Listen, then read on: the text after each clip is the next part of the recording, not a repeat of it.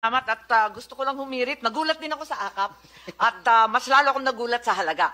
26.7 billion.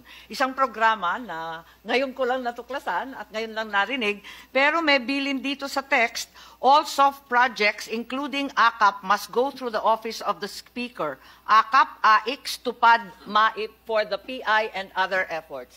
Madam Chair, Senator JB, ako rin please. medyo naging curious sa AKAP, ngayon ko lang narinig eh. No? Siguro can ask DSWD, what is this program about? Is it just between the House and, kasi wala ho kami sa Senate na alam niyan eh. So is it with DSWD and the House of Representatives, yung program? Thank you, Madam Chair. Madam Chair, AKAP is just as foreign to us, technically, as Senator Bato, as it is provided Yes, in Yusek line Dimapuro, item. I understand that it's under the DSWD budget. If you recall, in the Senate, I handle the DSWD budget, but like the COMELEC's mysterious addition of 12 billion, this 26.7 billion in the budget of the DSWD is alien to me. Yes. Madam Chair, if this WD declares that is foreign to them, saan lang galing itong budget? Baligtad na pala ang budgeting process natin. Ang Kongreso na magde-decide kung anong project i-implement ninyo. Hindi pala kayo ang nagre-request sa Congress na project na papunduhan, program na papunduhan. Baligtad eh. Madam Chair, it is not an exclusive project or program for Congress. It will be regular program, but it is technically foreign in the sense that it has no guidelines yet. Yes, Yusek So it does not Dimapuro, did you exist request as a for this program. project? Was it in the NAP? It was not. No. There we go. Yes.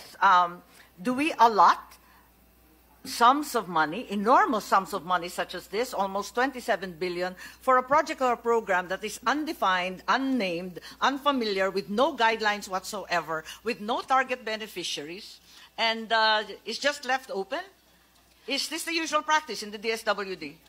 Not necessarily a usual practice Not in the necessarily. DSWD. So sometimes DSWD has these magical projects that no one has ever heard of before?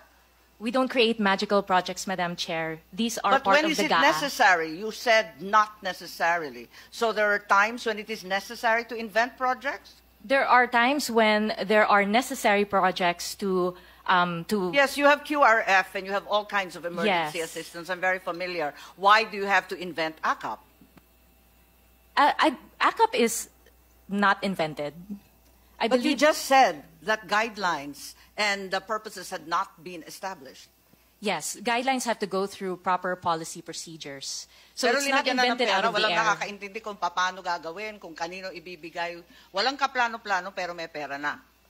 Madam Chair, there are programs that are provided by the GAA for NGAs to implement. But before we Yes, do with all implement, due we have respect, to... Yusek, that is not the usual budget process we're familiar with. There's always a very well-defined project or program before a line item magically appears in the GAA. It's fought over, debated, and discussed very, very thoroughly in the subcommittees as well as the plenary. This wasn't. Madam Chair, we are currently creating the guidelines, and we would be happy to share with... Parang baliktad naman yata yung buhay natin. Ngayon mag-iimbento ng dahilan, magdi-design ng project, pupunteriya yung mga beneficiary. Pero in the meantime, linagyan muna ng bilyon-bilyon. Yan na ba talaga ang patakaran ng DSWD? Madam Chair, for programs that are intended for the poor, vulnerable, and disadvantaged, we welcome, obviously, more programs, and we would be grateful to be able to implement these other programs. Yeah, I'm familiar with your mandate, but nothing in your mandate indicates that you should be inventing projects and that you are exempt from usual budgetary study and procedure. I'm sorry. Madam Chair, kaya siguro nagkaganon dahil hindi talaga sa kanila yung programa na yan. Gagawa lang sila ngayon. Oh, hindi talaga sa kanila. With due respect lang, in fairness to Yusek Dimapuro, bago nga yan sa kanya. Sabi nga niya, foreign eh. Hindi niya alam. So, huwag ka mag-alala. We are not faulting you for that. Kaya we are just investigating dahil the usual mangyari is meron ng bahay yung pondo, like AX. Kung sisingit man yung meron mang intervention dyan during the BICAM, ang lower house at saka upper house, the most that they can do is siguro dagdagan yung amount ng AX na yan. Pero may bahay na yan. Pero yung gagawa ng bagong bahay dyan, during the BICAM, I don't know how feasible is that. Kaya nga sabi ng aming chairman, it's very magical. Kayo mismo, DSWD, hindi nyo alam na, uy, boom, may Ay, aka teka. pala na ganito kalaki. Ito may nabasa lang ako bigla, o naalala ko lang bigla. Sabi ni Yusek, ang tingin ko ang mas mabigat na problema na dapat malaman ng Pilipino is nag-hemorrhage ang country. Pati yung PhilHealth nga na hindi sa gobyerno, contribution natin yan kasi kung magpa-ospital ka, doon yung may pambayad ka, depende sa ano mo, category yung rates mo. Kung ibang iyo, dividido ba talaga na full o paglabas mo, wala ka ng bayaran. Yun ang ano doon, yung 16 billion na nilipat nila. That is the most dangerous at dapat utang inestapa yan. Government malverse the money of the people. Ginamit mo yung pera ng ano? Even Congress cannot do that. Trust fund yun eh. Galing inyo yun, pati akin.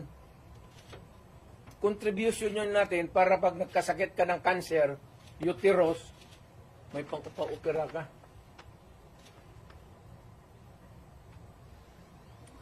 Ang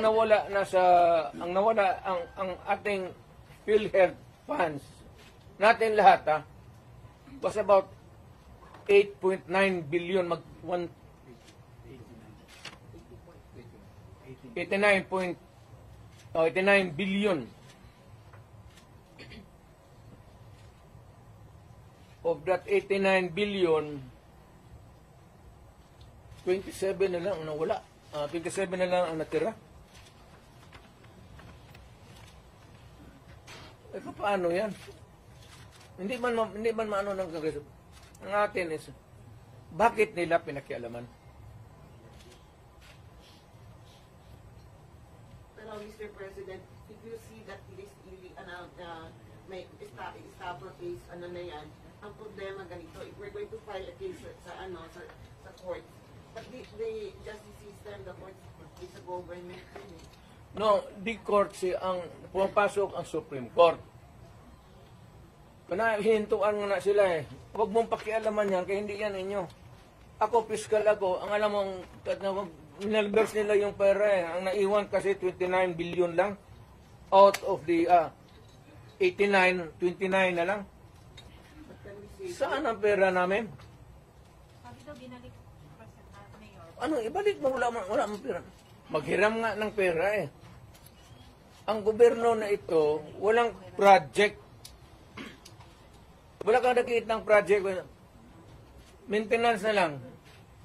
Kasi ayuda, ano yan, akap, ayuda. Tupad. Yun, naubos doon. Naubos ni Romualdez kasi Romualdez, congressman lang, pero left and right ang pamigay niya. Oh, may tag 5 mil kayo ngayon. Kita ko sa TV kagabi. Pera natin. Sus Mariloset, Ginoo, Romualdez, oy. Ang awa ka naman sana sa amin.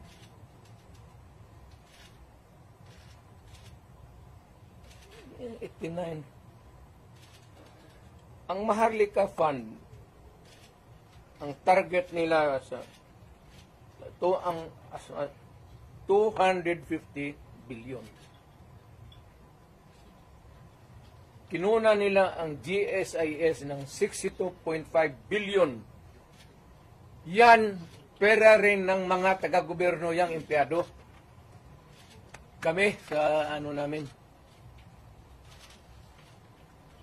Sa mga trabahante yan, housing loan ka, ito, kinuha, binigay para ayuda. Ang mga membro na ito, hindi na makaloon, enrollment ng mga bata, mahirapan sila nito kasi magkakaroon ito ng anomaly sa flow ng ang SSS, kinuha rin 62 billion Private rin yan. Para sa mga empleyado, LBP 62 billion. DBP 62 billion. Kaya yan sa sundalo, pati yung retirement nila patay yan. Given all these predicaments, sir, you have the legal basis on the issues of money. Kaya meron Are na. there legal remedies in your mind to Meron na. Lahat ito, the example yung PhilHealth na binara sila, yun yan. Hindi man nila pera ito lahat. Ito ang problema ngayon. Gastusin nila ito, naiwan what is left from the original ano nila. Kagaya nitong PhilHealth, 89 billion. Ang naiwan ay 29 billion na lang. So, kung walang pera, anong gawin nila? Maghiram. but they juggle Foreign the balloons. money. Wala na silang majagol dyan. Ano ba jagol-jagol? Tignan mo, bakit ang majagol? You transfer them, di ba? From private to government. Hindi na ito, hindi na kailangan i-jagol. Andiyan na sa kanilang kamay. Ano pa jagulin nila yan? Dude, spend it. Ayuda. Hindi na may jagol mo yung ayuda. Will you initiate the filing of charges? Will you initiate the filing of charges? Or will you make a move to stop the government from taking Meron, out- it is, tignan natin ang resulta sa Supreme Court, yung sa PhilHealth ngayon. So, para magkaroon tayo ng predicate of how to go about. They fear that you will call for